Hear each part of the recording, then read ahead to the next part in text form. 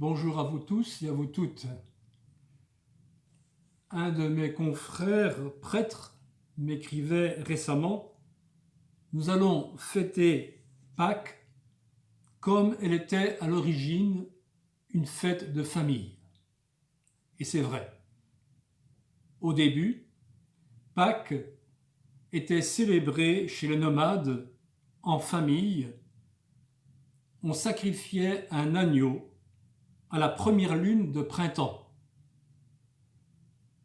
Et on demandait à Dieu de protéger le troupeau et de rendre ce troupeau fécond pour l'avenir. On faisait ainsi le rite de la Pâque. On l'accompagnait du rite du sang sur les montants de la tente, ou bien pour les semi-nomades, sur les montants de la maison.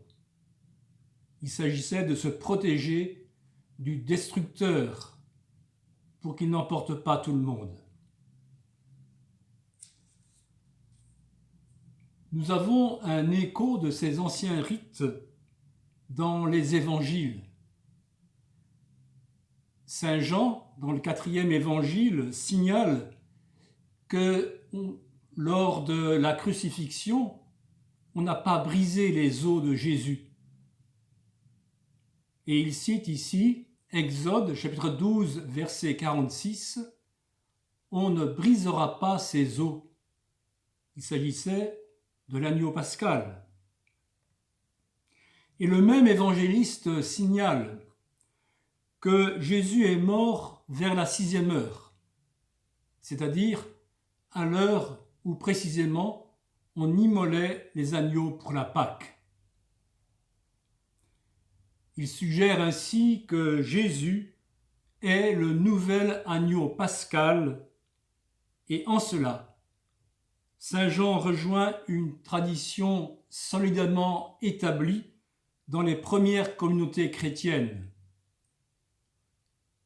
Aux alentours de l'année 55, Saint Paul écrivait aux Corinthiens « Jésus, notre Pâque, a été immolé » en 1 Corinthiens, chapitre 5, verset 7. Une telle identification nous renvoie à nouveau à l'histoire. Lors d'une fête de Pâques ancienne, les groupes hébreux retenus en Égypte ont pris la route de la mer et ils l'ont traversée miraculeusement. Ils ont vu là un acte de salut de la part de Dieu. Et c'est bien ainsi que se termine le récit de la sortie d'Égypte en Exode chapitre 14, versets 30 à 31. Ce jour-là, dit l'Écriture, le Seigneur sauva Israël de la main des Égyptiens. Le peuple mit sa foi dans le Seigneur. Jésus, nouvel agneau pascal, concentre en lui toute l'espérance de salut contre toute espèce de mal. Il s'agit à chaque Pâques de redire notre foi en ce Dieu qui sauve. Célébrer la Pâque en état de confinement nous fait retrouver une dimension de la Pâque juive.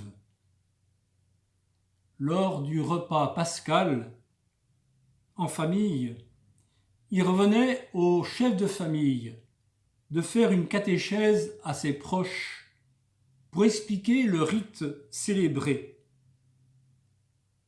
Nous en avons un écho en Exode chapitre 12, versets 26-27. Quand vos fils vous diront « Qu'est-ce que ce rite que vous faites ?»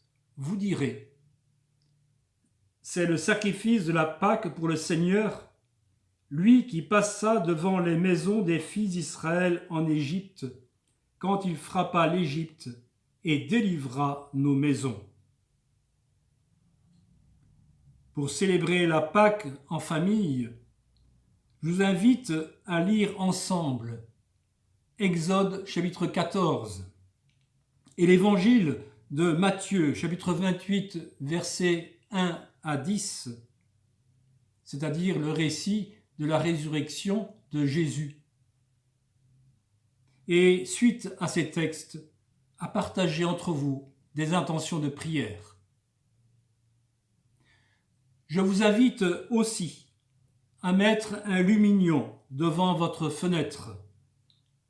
À 19h ce soir, nous célébrerons la vigile pascale en petit comité dans l'église. Cette petite assemblée représentera toute la paroisse.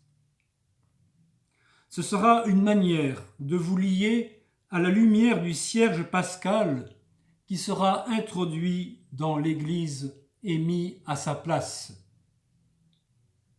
Bonne fête de Pâques à vous toutes et à vous tous.